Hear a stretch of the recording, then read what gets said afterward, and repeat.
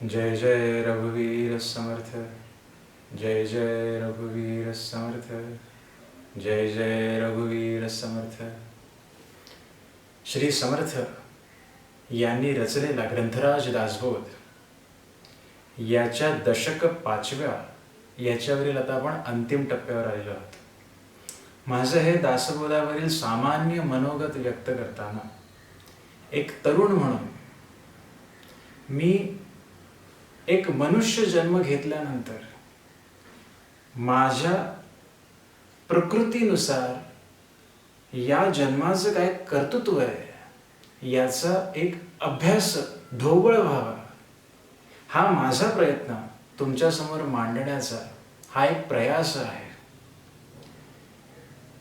तर आपण जेव्हा 5व्या दशकाचा अभ्यास सुरू केला तेव्हा गुरुनिश्चय गुरुलक्षण म्हणजे सद्गुरू कसा ओळखावा, ज्ञानी पुरुषाची लक्षणं ती कोणती, अशा सत्पुरुषांना शरण जावं हे पाहिल्यानंतर शिष्यानी सत्शिष्य कसं बनावं यासाठी आपण शिष्य लक्षण पाहिलं. म्हणजे उत्तमातलं उत्तम सद्गुरू आणि त्याच तोडीचा शिष्य असे दोन्ही जेव्हा एकत्र येतात तेव्हा गुरूंकडून शिष्याला जो होतो ते उपदेश लक्षण. उपदेश केल्यानंतर शिष्य जो असतो त्याने विद्या हस्तगत करताना फरक लक्षात घेतला पाहिजे की विद्या जी आपण मिळवतो, जे ज्ञान आपण मिळवतो ते ज्ञान जर का देहबुद्धी वाढवत असेल तर ते बहुधा ज्ञान आहे, आणि तेच ज्ञान जे देहबुद्धीपासून मला वेगळं करून या जन्माच्या कर्तृत्वाला पुढे नेण्यासाठी मदत करत असेल ते शुद्ध ज्ञान आहे. इथपर्यंत आपण अभ्यास केला. आणि मनुष्य जन्माच्या 4 अवस्था, मनुष्य जन्माच्या अर्थात जन्माला आल्यानंतर मनुष्याने जी प्रगती केली पाहिजे, म्हणजे सुरुवात जन्माला जी येते ती बद्धावस्था आहे.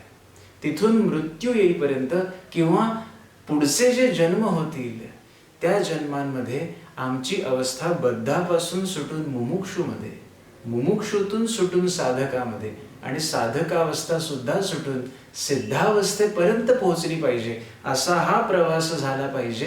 हे मनुष्य जन्माचं मुख्य कर्तव्य आहे. बाकी मनुष्य जन्माचं मुख्य कर्तव्य काही नाही.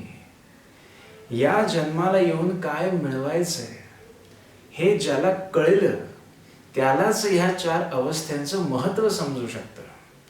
आता या 4 अवस्था म्हणजे हे 4 समास, याच्यात समर्थांनी अगदी भरघोस आणि प्रचंड वर्णन केलेलं आहे प्रत्येक अवस्थेचं, की त्या अवस्थेमध्ये तो जीव कसा असतो. मग बद्धामध्ये कसा असेल, मुमुक्षुत्व प्राप्त झाल्यावरती त्याच्यात काय बदल होतात, साधकावस्थेमध्ये कसे गोष्टी घडून येतात, आणि सिद्धावस्था ही कशी असते जी मोक्ष प्राप्ती, जिथे सगळंच मिळालेलं आहे आणि जिथे सगळंच त्यागलेलं आहे, अशी जी अवस्था ती कशी प्राप्त होते आणि ती प्राप्त झाल्यानंतर कशी अनुभूती येते, हा सगळा प्रवास समर्थांनी या 4 समासात मांडलेला आहे. तो मी अवघ्या या एका माझ्या भागामध्ये तुम्हाला सार रूपाने सांगण्याचा प्रयत्न करणार आहे. जेवढं माझ्या ढोबळ बुद्धीला समजलेलं आहे ते मी मांडण्याचा प्रयत्न करणार आहे. माणूस जेव्हा जन्माला येतो, तुम्ही काय मी काय आपण सगळेच, त्यावेळेला आपण बद्धावस्थेत असतो. बद्ध याचा अर्थ बांधलेला. आपण या सगळ्या गोष्टींना बांधले गेलेलो आहोत. ही जी माया, प्रकृती आणि पुरुष, अथर्वशीर्षामध्ये आपण म्हणतो प्रकृती पुरुषाद्वौ, प्रकृती आणि पुरुष. पुरुष हा स्वयंभू परमात्मा परमेश्वर, याने जी निर्माण केली सत्व रज तम गुणयुक्त ती प्रकृती, ते आपले स्वभाव बनून आपण ते जन्म घेतो. मग मनुष्यच नाही, कोणत्याही प्राणी मात्रांमध्ये सत्व रजतम याच्यापैकी एक प्रधान गुण असतो, तो आपल्याला ठळकपणे दिसून येतो. तर आपण जेव्हा जन्म घेतो तेव्हा या प्रकृतीमधील गुणांनी युक्त असे बंधनात अडकलेलो असतो. म्हणजे या मायेचं स्वरूप आपण खरं मानलेलं आहे असं धरून चला. जन्माला आल्यानंतर मला सांगितलं जातं, चांगला शिकून मोठा हो रे. मग मी चांगलं शिक्षण घेतो, ज्या माता पितरांच्या कुटुंबाच्या परंपरेच्या छत्राखाली मी असतो, त्यांचा काही वडिलोपार्जित व्यवसाय असेल तर तो मी करेन, किंवा एखादं शिक्षण परदेशात जाऊन घेईन, किंवा मी शिक्षणाची जी काही अवस्था असेल ती पार पाडून बाल्यावस्थेतून तरुण अवस्थेमध्ये पदार्पण केल्यानंतर नोकरी करायला लागेन, व्यवसाय करायला लागेन. एकूण काय, माझ्या आयुष्याची दिशा ही मी आणि माझ्या कुटुंबातील सदस्यांनी ठरवलेली असते. की जन्माला आला, आता शिक्षण प्राप्त केलं, आता नोकरी प्राप्त झाली किंवा व्यवसाय सुरू केला, मग लग्न झालं, मग संसार पुढे अजून वाढला, मग त्या संसाराच्या तापत्रयांमध्ये टेन्शन्स, चिंता, भय, विचार, कुविचार सगळ्यांनी भडीमार झाला. अशी वयाची 60-65 आली. आता मुलं मुली इंडिपेंडेंट झाली, त्यांची कामं मार्गी लागली, त्यांचे जीवन जगायला लागली. अशा वेळेला असं पूर्ण आयुष्य व्यतीत केल्यानंतर सरते शेवटी माझ्या मनामध्ये विचार येतो की आता काय. म्हणजे जोपर्यंत माणूस एका प्रोसेसमध्ये अडकलेला आहे तोपर्यंत त्याला काही विचार येत नाहीत मनात. परंतु जेव्हा सगळे प्रोसेस संपतात, आता काय. तर अशा माझ्या 1-2 गृहस्थांशी भेट झाली. जसं मी तुम्हाला मागच्या व्हिडिओत पण सांगितलं की ते म्हणाले आम्हाला भीती वाटते की आता शेवट काय होणार, कारण एवढं सगळं आयुष्य तर आम्ही या प्रोसेसमध्ये घालवलं. याला बद्धावस्था असं म्हणतात. बद्धावस्था याचा अर्थ या चौकटी पलीकडे जी मी प्रोसेस तुम्हाला सांगितली तीच तुमच्या काय माझ्या काय आयुष्यामध्ये तीच घडते. त्या प्रोसेसच्या पलीकडे जाऊन विचार करण्याचं सामर्थ्य आम्हाला प्राप्त होत नाही. या अवस्थेला बद्धावस्था असं म्हणतात. अगदी साधं सरळ. मग असे 60-65 आलेल्या 1-2 गृहस्थांशी माझी चर्चा होताना मी त्यांना सहज एक प्रश्न केला की जगण्यामागे हेतू काय आहे. आपण माणूस म्हणून जगतोय, का जगायचं. त्यातील एकाने मला फार म्हणजे काय म्हणूया त्याला अगदी सरळ उत्तर दिलं, मरण येत नाही म्हणून जगायचं. म्हणजे आता जेव्हा आम्हाला म्हातारपण येतं त्यावेळेला आमच्या मुखातून जेव्हा असं उत्तर येतं की आता काय मरण येत नाही तोपर्यंत जगायचं, म्हणजे याचा अर्थ तुम्हाला पुढची दिशा कळलेलीच नाही. बद्धावस्था याला म्हणतात. माझी देहबुद्धी आणि इतर माझ्या कुटुंबातील लोकांना पाहण्याच्या पलीकडे माझी नजरच जात नाही, याला बद्धावस्था असं म्हणतात. काम, क्रोध, लोभ, मोह, मद, मत्सर, षड्रिपू, पंचविषय, त्रिविधता यांच्या कचाट्यातून मनाला बाहेर यावंसं वाटत नाही.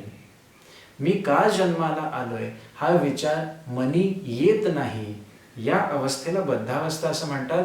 आणि तुम्हाला आश्चर्य वाटणार नाही, परंतु या जगातील पृथ्वी तलावरील जवळपास 97 ते 98% लोकसंख्या ही बद्धावस्थेमध्ये. ज्यांच्या मनी शेवटपर्यंत हा विचार येतच नाही की नक्की ह्या जन्माचं मर्म काय आहे. निदान भारतीय संस्कृती श्रेष्ठ आहे की त्यांनी आम्हाला असा विचार करण्यासाठी ग्रंथ लिहिलेले आहेत, आम्हाला असा विचार करण्यासाठी साधनं दिलेली आहेत. परदेशामध्ये तर सगळं हवेतच वाटतं. त्यांचं एकूण कल्चर पाहता परदेशामध्ये, म्हणून परदेशामध्ये जितकी काही माझी मित्रमंडळी आहेत ते सांगतात इथे डिप्रेशनचा पर्सेंटेज जास्त आहे, इथे लोनलीनेस एकटेपणाचा पर्सेंटेज जास्त आहे, इथे लोकांची मनं अस्थिर जास्त आहे. त्याचं कारण काय आहे. स्पिरिच्युअल बेस जोपर्यंत तुम्हाला मिळत नाही ना तोपर्यंत बाहेरचं दिसत असलेलं जग जे आम्हाला खरं वाटतं ते सरते शेवटी त्याच्यातून काहीच मिळत नाहीये असं जेव्हा कळायला लागतं तेव्हा डिप्रेशन, लोनलीनेस या गोष्टी सरते शेवटी यायला लागतात. मी संसार करता करता मोठा झाला, आता माझी मुलं ही परदेशामध्ये स्थायिक झालेली आहेत आणि आता माझ्यासाठी म्हणून काही उरलं नाहीये कर्तव्य. त्यावेळेला मनामध्ये लहानपणापासून उपासनेची जोड नसेल, लहानपणापासून सावधानता आली नसेल तर म्हातारपणी मन खायला उठतं की आता काय. जसं 60 नंतर एकदम कंपनी सुटली, रिटायरमेंट आली की माणसाची मनाची चलबिचलता होते की आता दुसऱ्या दिवशी सकाळी उठून काहीच करायचं नाहीये. तसं संसारामध्ये सुद्धा एक अवस्था अशी येते की आता मला काही करायचं नाहीये. मुलं इंडिपेंडेंट झाली, संसारामध्ये माझे व्याप संपले, आता काय. हा प्रश्न जेव्हा खायला उठतो ना त्यावेळेला माणसाने हा विचार करावा लागतो की खरंच मी हे जे सगळं आयुष्य घालवलं याचं मर्म काय समजलो का मी? आला आला जन्मासी आला, केला केला व्याप सर्वही केला. मनुष्याने संपत्ती मिळवावी, संतती वाढवावी, संसार मोठा करावा, कुटुंब मोठं करावं, व्यवसाय मोठा करावा.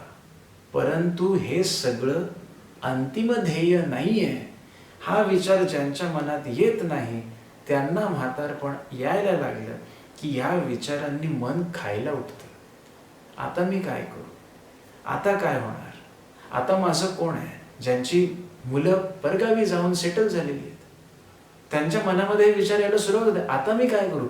ज्यांच्यासाठी सगळं आयुष्य व्यतीत केलं ते त्यांचे मार्गी लागल्यानंतर मी ज्या म्हातारपणातील माझ्या अपेक्षा तरुणपणी जागृत ठेवलेल्या की म्हातारपणी माझ्याजवळ इतका नातवंडांचा गलबला असेल आणि असं असेल तसं असेल, तसं जर झालं नाही आणि जर आपण एकटे पडलो तर अशा वेळेला उपासनेची, सद्गुरूंची, देवाची जर जोड नसेल तर मन खायला उठतं. परंतु तरी सुद्धा याच्यातून जर आमचे मन बाहेर निघाले नाही, या अवस्थेला बद्धावस्था असं म्हणतात. बद्धावस्था म्हणजे मी बंधनात अडकलोय. हे बंधन तोडता येत नाही जोपर्यंत आमचं मन उपरत होत नाही, उपरती येत नाही. जसं मी मागच्या व्हिडिओत तुम्हाला सांगितलं, उपरती झाल्याशिवाय मुमुक्षुत्व येत नाही. मग समर्थांनी या बद्धावस्थेचं वर्णन करताना म्हटलेलं आहे की बद्धावस्था ही कशी असते? न कळे परमार्थाची खूण, न कळे अध्यात्म निरूपण, न कळे आपणासी आपण या नावबद्ध, न कळे जीवाचे जन्ममूळ, न कळे साधकाचे फळ, साधनाचे फळ, न कळे तत्वता केवळ या नावबद्ध. जसं मी सांगितलं, मी एका गृहस्थाशी चर्चा करताना निदान या जन्माचा हेतू काय किंवा का जगायचं या साध्या प्रश्नावर त्यांनी साधं उत्तर दिलं, मरण येत नाही म्हणून. याला बद्धावस्था असं म्हणतात. आम्ही बंधनात अडकलेलो आहोत आणि त्याच्यातच आम्ही खुश आहोत असं आम्हाला वाटतं की हेच जीवन, याच्या पलीकडे काय आहे? जसं वाघ, सिंह, कुत्रा, मांजर, इतर कोणताही प्राणी, पक्षी त्याच्या पलीकडे जाऊन विचार करताना दिसेल का? हरणाला वाघ मागे लागला की पळायचे, वाघाला शिकार करायची, या बुद्धीच्या पलीकडे मी वाघ म्हणून का जन्म घेतला बाबा, हा विचार पडतो का? नाही पडत. तसंच आमचंही जर जन्म जाणार असेल की मी का जन्म घेतला याचा विचारच पडत नाही.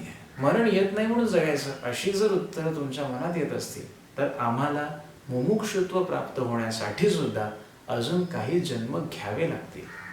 तेव्हा कुठे आम्हाला ती बुद्धी जागृत होईल. आमच्या आतमध्ये सुप्तावस्थेत ते आहे, परंतु जसं शिक्षक शिकवतो, परंतु विद्यार्थ्याची जर तयारीच नसेल शिकण्याची तर शिक्षक काय करणार? तसं सद्गुरू ज्ञान द्यायला बसलेत, वर काढायला बसलेत या भ्रमातून, पण माझी तयारीच नाही आहे, मी हातच वर नाही करणार, तर तिथे सद्गुरू काय करू शकतील? समर्थ पुढे सांगतात, बहु काम बहु क्रोध, बहु गर्व बहु मद, बहु द्वंद्व बहु खेद या नावबद्ध. काही लोक सतत टेन्शनमध्ये, काही लोक सतत दुःखी, काही लोक सतत रागातच दिसतात. माझं हे होत नाही, माझं ते होत नाही, माझ्याच बाबतीत असं का होतं, माझ्याच बाबतीत असं का होतं, मीच असा मीच तसा, स्वतःला दोष देणं, नशिबाला दोष देणं, देवाला दोष देणं, याच्या पलीकडे ज्यांचा दिवस संपत नाही, सारासार विचार करणं गरजेचं आहे. त्याला बद्ध असं म्हणतात. बहु अभिमान बहु ताठा, बहु अहंकार बहु फाटा, बहु कुकर्माचा साठा या नावबद्ध. आणि पुढचं अतिशय महत्वाचं आहे, बहु निंदा बहु द्वेष, बहु अधर्म बहु अभिलाष, बहु प्रकारीचे दोष या नावबद्ध. जेव्हा मित्रमंडळी एकत्र जमतात त्यावेळेला बऱ्याच अंशी आपली चर्चा ही कोणाला तरी दूषण देण्यामध्ये जातात की हा कसा मूर्खासारखा वागतोय आणि त्याने कसं वागलं पाहिजे, अशीच चर्चा चालते की नाही. मग अगदी ती एखादा मित्र त्या ग्रुपमध्ये आलेला नसेल त्याच्याविषयी असू दे, किंवा USA प्रेसिडेंटनी कसं वागलं पाहिजे ही चर्चा असू दे. म्हणजे आम्ही बसलेलो असतो मारुतीच्या देवळात, पण रशियाच्या प्रेसिडेंटनी ना हे चुकीचं डिसिजन घेतलं, त्याला असं नाही करायला पाहिजे होतं, एवढं कळत नाही. तो क्रिकेटमध्ये जो शॉट मारला ना त्याने, त्याला एवढा बाहेर जाणारा बॉल कळू नये. आम्ही कुठे आहोत? मारुतीच्या देवळात. चर्चा कोणती? विश्वाची. निंदा कोणाची? जो विषय निघेल त्याची. परिणाम असा होतो की त्याच्यातून साध्य काहीच होत नाही. आम्हाला ती चर्चा करताना आनंद वाटतो की आम्ही किती उत्तम प्रकारे चर्चा केली आणि किती ज्ञान आदान प्रदान केलं. कसं आहे ना, चर्चा, मी असं म्हणत नाहीये की आपण देवळामध्ये भेटल्यानंतर आत्मचिंतनाच्याच गोष्टी कराव्या, नाही. पण मी असेही गट पाहिलेले आहेत देवळामध्ये जे नामस्मरण करायला एकत्र येतात, जे चिंतन करायला एकत्र येतात की काय रामाचं नाम घ्यायचं, हनुमंताचं नाव घ्यायचं, यासाठी एकत्र. तिथे गेल्यानंतर फक्त स्तुतीस्तोत्र म्हणण्याशिवाय ते बाकी काही करत नाहीत. याला खऱ्या अर्थाने तुम्ही तो वेळ सार्थकी लावताय म्हातारपणीचा असं म्हणता येईल. परंतु एकत्र बसल्यानंतर पेपर वाचताना, पेपर उघडल्यानंतर प्रत्येक न्यूजवरती चर्चा, त्याच्यावर 2 तास बोलायचं, याच्यातून साध्य काय होतंय? ज्याच्या विषयी तुम्ही चर्चा करताय त्याला माहितीये का की आपण या ठिकाणी बसून ह्या लोकांनी चर्चा केलेली नाही. मग ज्या गोष्टी आपल्या चौकटीच्या बाहेर आहेत त्यांची निंदा करून मिळणार काय हा विचार आम्ही करत नाही. कारण आम्हाला निंदा करून, लोकांविषयी चर्चा करून एक प्रकारे वेगळा आनंद मिळतो जो क्षणभरही टिकत नाही. म्हणून आम्हाला पुन्हा दुसऱ्या दिवशी तिथे जावं लागतं. मी काय सांगतोय हे खरं तर खूप स्पष्ट असेल, परंतु हे खरं आहे. आम्ही निदान उतार वयामध्ये हा विचार केला पाहिजे की आता पूर्ण आयुष्य तर गेलं. जसं मी दुसऱ्यांविषयी बोलतो तसं माझ्याविषयी लोक बोलतच आहेत. पण मी असं काय केलं पाहिजे की माझ्या नंतरही माझ्याबद्दल लोकांनी चांगले उद्गार काढले पाहिजे. देह त्यागिता कीर्ती मागे उरावी, मना सज्जना अशी क्रिया कर, नाहीतर तू बद्धच आहेस. समर्थ म्हणतात पुढे, बहु अभाव बहु भ्रम, बहु भ्रांती बहु तम, बहु विक्षेप बहु विराम, या नावबद्ध परमार्थ विषयी अज्ञान, प्रपंचाचे उदंड ज्ञान, नेणे स्वय समाधान, या नावबद्ध. तर अशा अवस्थेमध्ये 97 ते 98% लोकांची मानसिक स्थिती जात असते. असं वर्णन करताना, पुढे जाताना समर्थ सांगतात की अचानक कधीतरी संसारामध्ये एक सोटा पडतो, काहीतरी अशी घटना घडते आणि मनामध्ये त्या शोकामुळे उपरती येते. अर्थात ही उपरती सगळ्यांच्या मनात येत नाही. त्यासाठी सुद्धा आपलं पूर्वकर्म हे बलवत्तर असावं लागतं. अन्यथा कितीही संसारामध्ये दुःख आली तरी सुद्धा यातून मला बाहेर पडले पाहिजे असा क्षणिक विचार जरी आला तरी तो विचार आमच्या मनात कायम राहू शकत नाही. कारण दुःखानंतर सुख येतं. त्याच्यामुळे ती अवस्था निवळली की आम्ही पुन्हा संसारात रममाण होतो. परंतु काही जण ज्यांचं पूर्वकर्म उत्तम आहे त्यांच्या मनामध्ये संसारामध्ये एखादी घटना वाईट घडल्यानंतर जी उपरती होते त्याची अवस्था ही काही काळ, काही वर्ष कायम राहते. आणि त्यावेळेला मनुष्य विचार करायला लागतो की ज्या गोष्टीसाठी मी हे सगळं करतोय त्याची अंतिम पायरी जर का मला दिसत नाहीये तर ह्या सगळ्या संसाराचा उपयोग काय? अर्थात संसार करू नये असं कोणी सांगितलं नाहीये, परंतु संसारात राहून न राहिल्यासारखं करणं, संसारी असावे परी नसावे, तेव्हाच अंतरी असावे सुखरूप, हे पाळता येतं. त्याला मुमुक्षु असं म्हणतात. तर मुमुक्षु म्हणजे काय? ज्याला संसारापासून ज्याचं मन विटलं. याचा अर्थ संसार सोडून द्यायचा असं नाही, परंतु संसारात असताना सुद्धा ज्याला असं जाणवायला लागतं की अरे नाही, हे ध्येय नाही.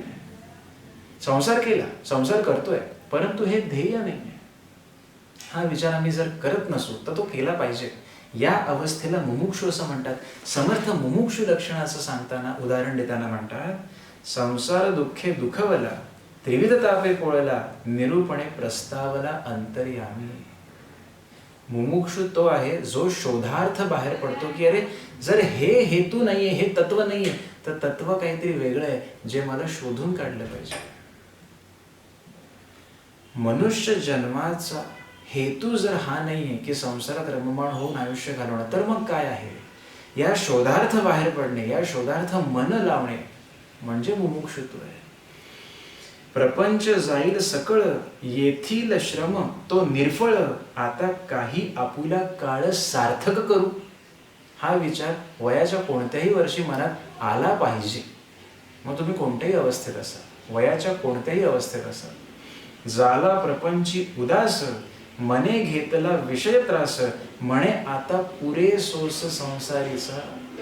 तुकाराम महाराजांचं मन हे संसारापासून जे उद्विग्न झालं, ते सुखाची रेषा आल्यानंतर पुन्हा संसारात वळलं नाही. ते मुमुक्षुत्व प्राप्त करून, साधकावस्था प्राप्त करून गुरुकृपा होईपर्यंत साध्य झालं, साध्य सिद्ध अवस्थेपर्यंत पोहोचलं. म्हणून तुकाराम महाराज सद्गतीला पावले. संसारामध्ये युटर्न मारणारे भरपूर असतात. एक तुम्हाला उदाहरण देतो. मुमुक्षुत्व आणि सद्गुरूंच्या सानिध्यात राहिल्यावर साधन करणं हे सोपं नाही. जसं मुमुक्षुत्व, की आता मला हे कळलंय की काय त्यागायचंय, काय धरायचंय. समर्थ पुढे म्हणतात, मग ते उदाहरण देतो.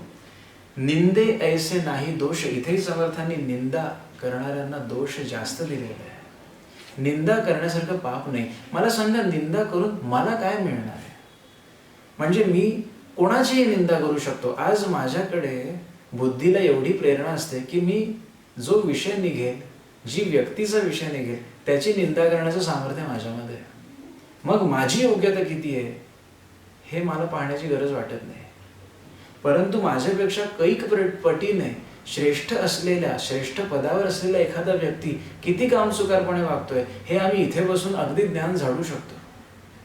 हे किती सोपं आहे. पण याच्यासारखं पाप नाही आहे.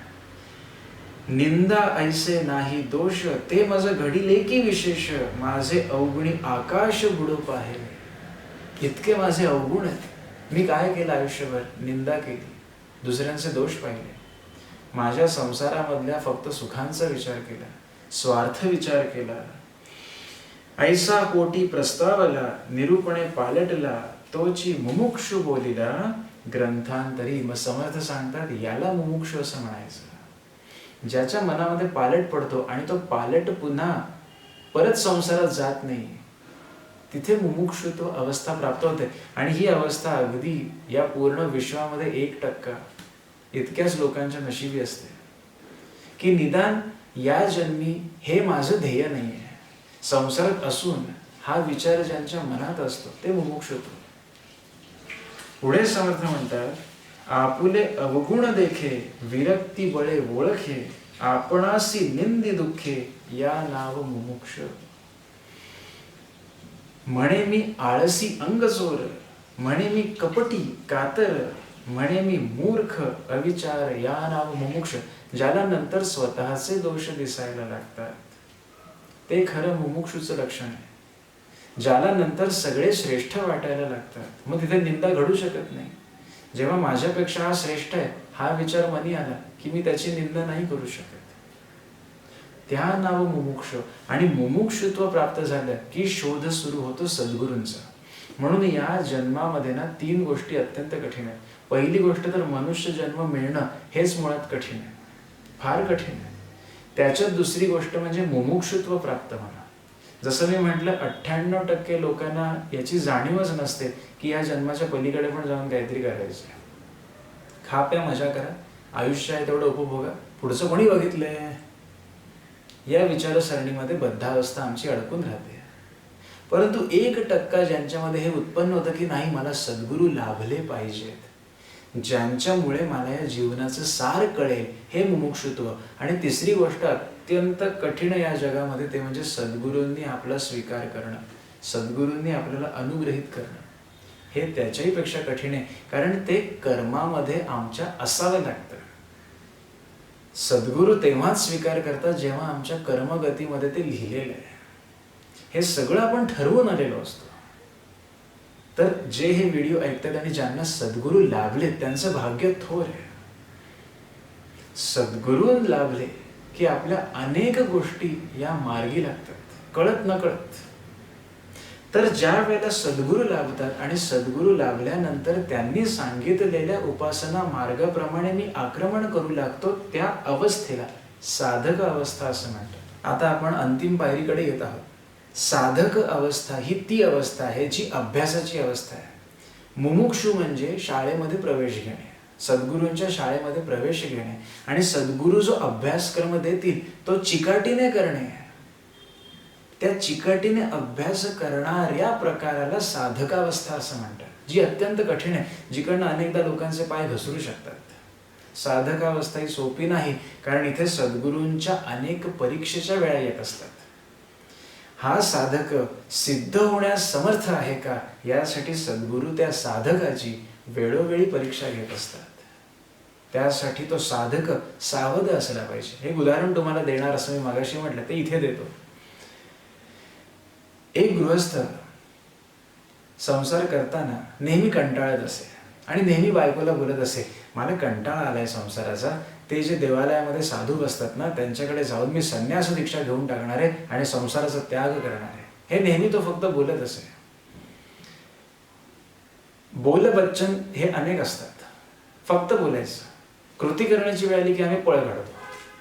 तो गृहस्थ नेहमी बोलत असे, कंटाळा आलाय मला संसाराचा, करत तर काही नसे, फक्त एवढंच म्हणत असे की ते जे देवालयात साधू बसतात गावाच्या बाहेर, त्यांच्याकडे जाऊन मी संसारावर पाणी सोडणार आहे, संन्यास दीक्षा घेणार आहे. कारण त्याला असं वाटत असे की तो साधू आराम देवालयामध्ये बसून असतो, येणारे जाणारे त्याला दीक्षा देतात, खायला देतात, त्याचं मस्त आयुष्य चाललंय, कशाला उगाच पोटा पाण्यासाठी संसार करायचे आणि कष्ट करायचे. ही गोष्ट बायको ऐकून ऐकून त्याची कंटाळली आणि त्याला म्हणाली, ठीक आहे. ती साधूला भेटायला गेली आणि म्हणाली, अहो माझे यजमान रोज काही ना काहीतरी कुसपट काढून मी आता संसाराचा त्याग करणार आहे असं म्हणतात, काय करू? साधू हसले आणि म्हणाले, फक्त एवढं सांगा की रोज तुम्ही बोलता, आज कृती करून दाखवा. कृती करण्याची वेळ तर तेव्हा अनेक जण मागे पडतात.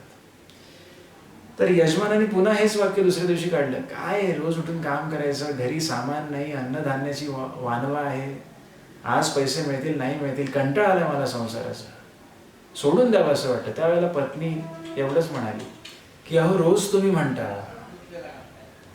की संसार सोडीन संसार सोडीन, आज कृती करून दाखवा की. हे ऐकल्याबरोबर ती पत्नीने आपल्याला असं चॅलेंज दिलं, तो इगो दुखावला त्या माणसाचा. इच्छा नव्हती पण आता मागे कसं येणार, आणि बायकोने चॅलेंज दिले, घेऊनच दाखवा. त्याच पावली असं असतं की नाही, नवरोबांचं थोडंफार बायको बोलली की, बायकोने डिवचलं की थोडं इथे दुखलं जातं, ते असं कसं बोलली. फार आमच्या मनाच्या अवस्था असतात, एवढं सोपं नसतं ते त्यातनं बाहेर पडणं. तो माणसाने चप्पल घातली, थेट त्या साधूकडे गेला आणि म्हणाला, महाराज मी संसाराला कंटाळलेलो आहे, मला संन्यास दीक्षा द्या. साधू महाराज तिथे तयारच होते की हा आपल्याकडे येणार. त्यांनी विचार केला, याची परीक्षा घेतली पाहिजे. ते म्हणाले, बस माझ्या बाजूला. तो बाजूला बसून राहिला. साधू महाराज म्हणाले, माझ्या बाजूला ध्यान लावून बस. त्याचं काही ध्यान लागेना. थोड्या वेळाने साधू काही डोळे उघडत नाहीत. हा म्हणाला, महाराज जेवणा खाण्याची व्यवस्था काय, कारण पोटाला सवय झालेली. साधू महाराज म्हणाले, बस, लोक येता जाता जे काही देतील मागायचं नाही, त्याच्यावर आपला उदरनिर्वाह चालवायचा. दुरून डोंगर साजरे ना, ते याला म्हणतात. तो माणूस थोडासा गडबडायला लागला की अरे भूक लागली, काय मांडी घालून किती तास बसायचं. शेवटी तो साधू महाराजांना म्हणाला, मला भूक आवरत नाही, आपण मला काहीतरी खाण्याचं साधन सांगा. साधू महाराज म्हणाले, ठीक आहे, समोर कडुनिंबाचं झाड दिसतंय, त्याचा पाला तोड, त्याचा रस काढ आणि तो पाला माझ्याकडे घेऊन ये.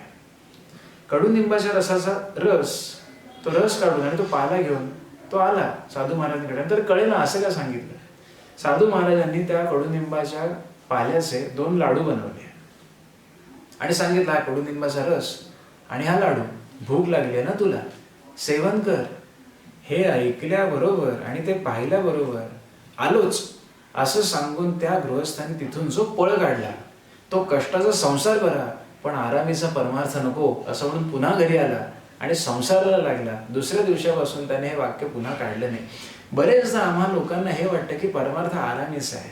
काय त्याच्यामध्ये, ज्यांना आपण प्रवचन कीर्तन करताना पाहतो त्यांच्या मनात कधीतरी असं विचारतो, ह्यांचं बरं आहे. म्हणजे गावोगावी फिरायलाही मिळतं, प्रवचन कीर्तन करण्याच्या निमित्ताने लोक येऊन पाया पडतात, बिदागी चांगली मिळते, मस्त चाललंय ह्यांचं. असं नाही आहे. त्या ठिकाणी उभं राहण्यासाठी ती जी पात्रता लागते, त्याचे कष्ट लागतात, ते त्यांनी अनुभवलेले असतात, घेतलेले असतात. त्याच्याशिवाय हे शक्य होत नाही.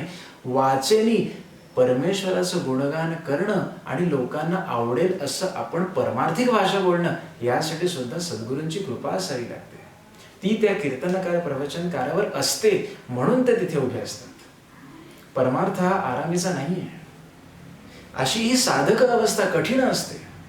आम्हाला वाटतं साधक अवस्था म्हणजे आता सद्गुरू आपल्या पाठीशी येत नाही, ती सगळ्यात कठीण अवस्था आहे. कारण जणू काही तुम्ही आता बोर्डाच्या परीक्षेला बसण्याच्या आधीची अवस्था कशी असते, एकदम टेन्शन, तसं आता तुम्ही आयुष्याची जी बोर्डाची फायनल परीक्षा आहे, सिद्धावस्था, त्याच्या तयारीला लागलेला आहात, तर पेपर कठीण असणार आहे की नाही, परीक्षेची वेळ कठीण असणार आहे.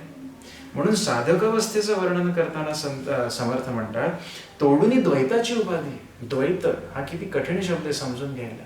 द्वैत आणि अद्वैत, तोडूनी द्वैताची उपाधी, अद्वैत वस्तू साधने साधी, लावी ऐक्यतेची समाधी, या नाव साधक. द्वैत विसरून अद्वैतानंद उपभोगण्याचे श्रम जो घेतो साधक, म्हणजे जबरदस्ती मायेत गुरफटलेलं मन काढून ते एकात्मतेकडे लावावं. याला सुरुवातीला बळजबरीने ते मन लावावं लागतं, याला साधक अवस्था म्हणतात. सिद्धावस्था प्राप्त होते तेव्हा ते मन सहज तिथे लागतं, सहज समाधी ज्याला आपण म्हणतो. परंतु जी गोष्ट सहज साध्य व्हावी लागते त्याच्यासाठी आधी बळजबरीने मन तिथे पाठवावं लागतं की नाही. जसं सायकल चालवताना सुरुवातीला आपण पडतो, धडपडतो, सरळ जात नाही, अनेक कष्ट पडतात, परंतु तेच काही दिवसानंतर अगदी सहज हात सोडूनही सायकल चालवता येते की नाही. त्या पद्धतीने साधक अवस्था म्हणजे सुरुवातीचा काळ असतो, जिथे जबरदस्ती माझ्या मनाला ते वळण लावावं लागतं. ते एकदा लागलं किंवा सिद्धावस्था प्राप्त होते. ते आत्मज्ञान पचवलं, कारण ते जड असतं, ते पचणं एवढं सोपं नाही आहे. तो बोध अंगी उतरणं आणि तो रोमारोमात भिरणं, साधक अवस्था ही कठीण आहे, जिकडनं अनेक लोक पाय घसरून पडतात, खाली येतात, अशी अनेक उदाहरणं आहेत. ते मन आपण जबरदस्तीने लावायला सुरुवात केल्यानंतर जेव्हा ते सहज तिथे वळायला लागतं, तेव्हा आपण सिद्धावस्थेपर्यंत पोचायला सुरुवात होते. म्हणजे संसार कुठे राहिला बघा, ज्याच्यात आपण आत्ता अडकलेलो आहोत. तुम्ही काय, मी काय, ज्याच्यात आपण आत्ता अडकलेलो आहोत, तिथून आपल्याला कुठे जायचंय, प्रवास लक्षात येतोय.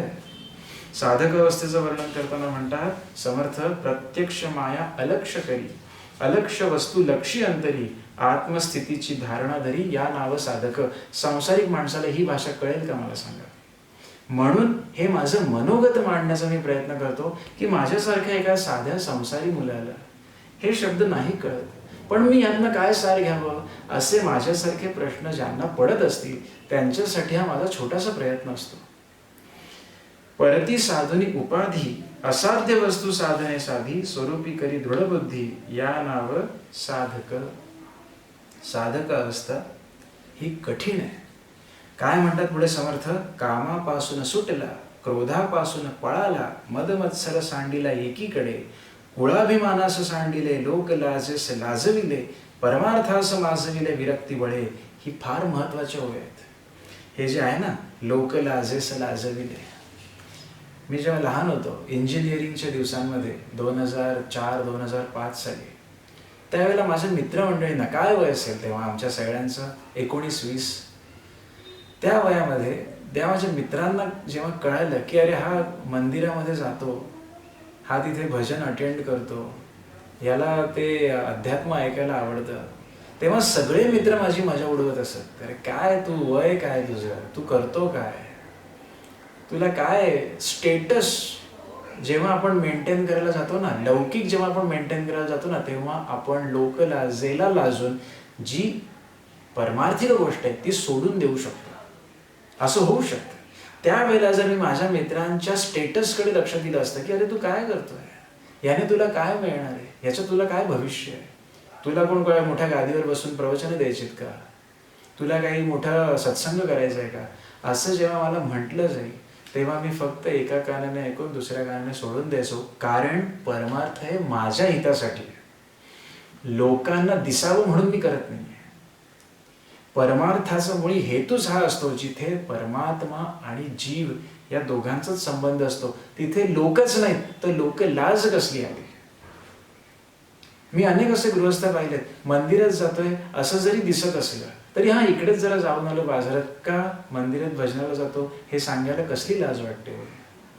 पण आम्ही अशा 21व्या मॉडर्न शतकामध्ये देवालयामध्ये जातोय, ही भावना हीन का वाटावी?